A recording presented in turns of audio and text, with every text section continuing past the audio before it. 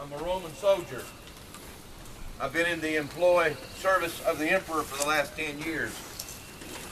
The last 7 years, I've been assigned to the cohort garrison at Caesarea Philippi. Nobody wants to be assigned to the Palestinian cohort. It's the worst place in the world to serve if you're a Roman soldier. Everybody here hates you. And those zealots, those hateful zealots, they'll cut your throat in half a second if you turn your back on one. Well, you know, our job is to keep the peace of Rome. So we go about and try to find the zealots, and try to keep the peace.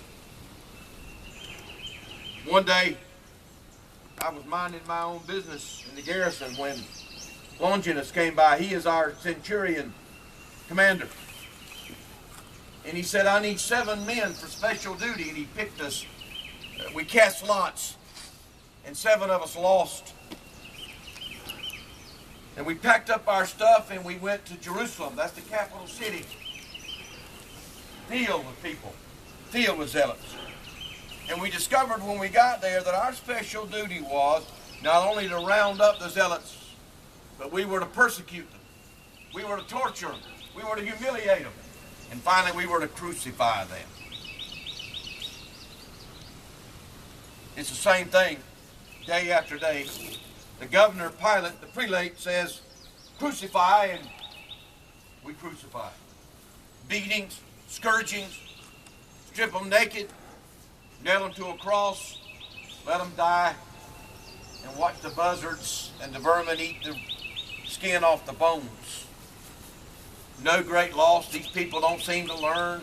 It happens all the time. There was one week that we crucified so many zealots we had run out of crosses. Had nowhere to put them. So they had to wait until we could take a body off a cross and nail another one up.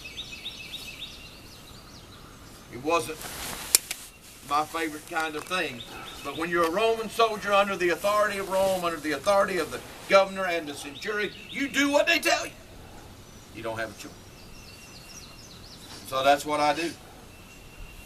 Well, everything changed. We got the assignment that there were to be 3 crucifixions on Friday. 2 thieves who had been convicted of their criminal acts, and a carpenter from Nazareth who said he was the king of the Jews. We scourged him, stripped him, and made him carry his cross to a place the Jews call Golgotha. It means the skull. The governor, the prelate, he loved to do crucifixions at Golgotha because it's right on the main road going in and out of Jerusalem. You can't pass in or out without passing by those crucifixions, those bodies hanging there in agony. And so we took them there. There was something, though, about that Galilean that struck me as I drove the nails into his hands. I heard him say, Father, forgive them. They don't know what they're doing. I wondered about that. Why would he say such a thing? Nobody ever had before. They usually spit at us and cussed us, but not this man. He was gentle. He was mild. Father, forgive them. Well, we nailed him to the cross, and we stood to keep the crowds back. Some of them were taunting him. Surprised me. Why do they taunt their own people when they're dying? There were some women there mourning, and we stood by to keep guard. About noon, the sky turned black, and the earth shook. Shook all around us, all shook up. And then suddenly it was quiet, eerily quiet. And then the Galilean cried out some strange words in Aramaic. I didn't know what they meant then. It was only later I would learn that he was crying out, my God, why have you forsaken me? And then the word came, since it was going to be the beginning of the Jewish Sabbath, we couldn't let them linger there after dark. They had to die first, so we broke the legs of the two thieves. That makes a person on a cross die very quickly, suffocation. But the Galilean, when we went to break his legs, it was obvious he was already dead. But Longinus, the centurion, took his spear and stuck it in his side, and the water and the blood sprayed all over Longinus and me. It was an eerie experience. He was dead. Well, most of the time we leave the bodies up there, but the governor, he defers to the Jewish traditions, and so on Sabbath we don't. We take them down and they bury them.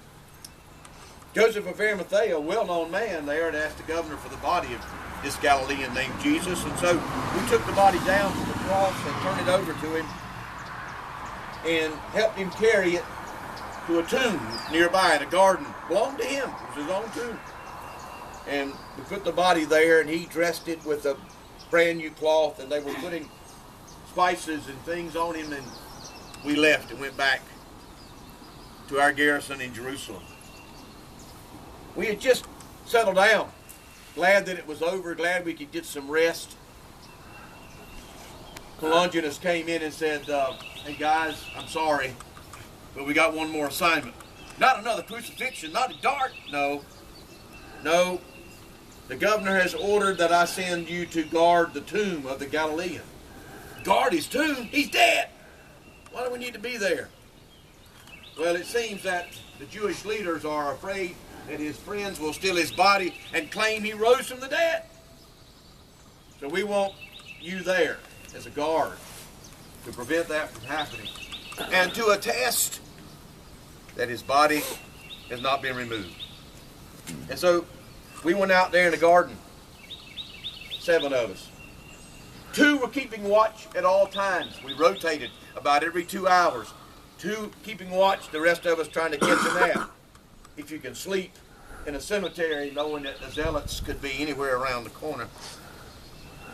Well, just before morning it came my turn, and so me and my friend were watching. We heard in the eerie morning darkness, just when it wasn't light enough to be able to make out things, but light enough to be able to see a shape of a body, we heard the sound of footsteps on the rocky path that leads into the cemetery, and I turned and looked. It was those women that were at the cross. And I could tell they were bringing spices and things, but I was thinking to myself, now how do they expect to roll away that stone? We're not going to roll that stone. And just as they got close to the tomb, the ground began to shake violently. A bigger earthquake than on Friday. And I looked and my friends were all frozen. Some of them laying face down on the ground. I was on my knees. It was the most incredible thing because right across from us, that tomb we were guarding, the stone. And there were 2 men, they were in white, and they glowed white. And they rolled that stone uphill as if it weighed nothing at all. Stone that weighed 2 tons, and they moved it with ease. It was incredible. And suddenly that tomb was filled with light. And the man that I helped put there, dead, walked out of that tomb. He was glowing white. And the 2 men that rolled away the stones acknowledged him. And then he was gone. And the women got there, and they saw all this. And those 2 men in white said to them, I know what you've come for, but he isn't here. He's risen. He told you he was going to. He's risen from the dead. Look, the tomb is empty.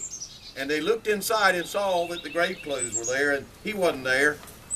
And they turned to leave. And just as they were going back up that rocky path, I saw it.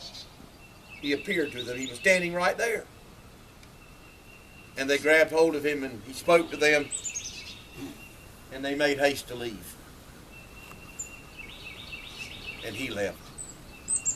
We went back in and reported to Longinus what happened. The Jewish leaders came, and they gave us a bribe. They gave us money to say that his friend stole his body. But I promise you that my friends and I could never forget that day. I'd never forget it. No amount of money in the world can erase that memory. In fact, it haunted me so much, I sought out some of his friends to tell them and ask them about it.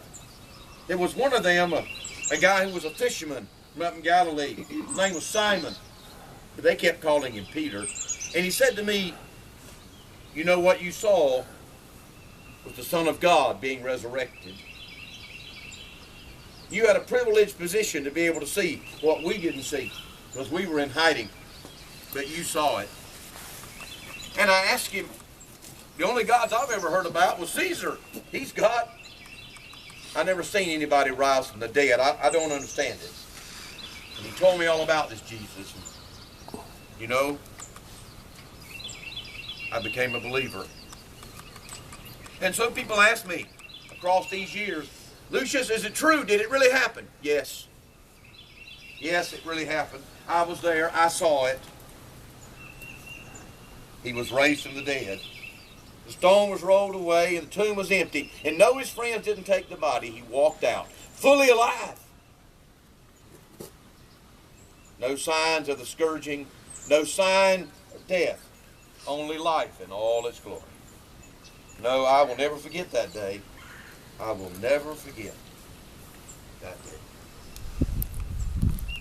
We don't normally think of the Roman soldiers as witnesses to the event of the resurrection, but they were, in fact, the only eyewitnesses to the resurrection. Though it's not in our Bible, there is credible evidence that at least some of them did become believers as a result of this. We know that a number of high-placed Roman officials became believers. One of them at the cross, Longinus, even said, "This is the Son of God." And another one in Caesarea Philippi, where the garrison was, would become a believer in the book of Acts. In fact, the Gentile Pentecost happened in his home when Peter was there. And so it is believed that this began because some of those Roman soldiers saw what happened. And even though they were bribed not to tell the truth, they did. How do you hide experiencing a miracle like that? You can't. They couldn't. And we can't either. And so on this Easter, as the sun rises for us, on that Easter morning when the sun rose, it rose on a different scene than what they had seen on Friday at dark when it set. Because now there was no dead body to grieve and mourn and anoint with spices. There was only a living Christ to worship and adore and celebrate and encounter and meet and experience. Not a dead Jesus, a living Christ. And that's what this sunrise service is all about. That we have a reason to rejoice. We sing it, I serve a risen Savior. Because he lives, and so forth. Our music celebrates it, and we know it, and we believe it, because we know it's true. You ask me how I know he lives? He lives within my heart. And don't you know that Roman soldier, the rest of his life, walked with that shadow of memory. That day he saw the world shake. They were all shook up. But not just because the ground shook in an earthquake, but because God shook the world with resurrection and inaugurated a kingdom, a new one, based on love and hope and grace and mystery. In these quiet moments, birds sing, rejoicing to the Lord. Let us too rejoice in the Lord. Paul says, rejoice in the Lord always, because we know the truth. He is risen. The ancient church always had a ritual for this morning, and that was that the leader would say, he is risen, and the people would respond, he is risen indeed. I want you to do that with me. He is risen. He is risen indeed. He is risen. He is risen indeed. He is risen. He is risen indeed. He is risen indeed. Well, it's time to rejoice to that. And so we sing a hymn that commemorates this resurrection. Up from the grave he arose. I think all of you know this hymn. Beautiful hymn. And though we don't have Frances playing the piano, perhaps she can help us pitch this well enough that we can all sing. Y'all know the tune?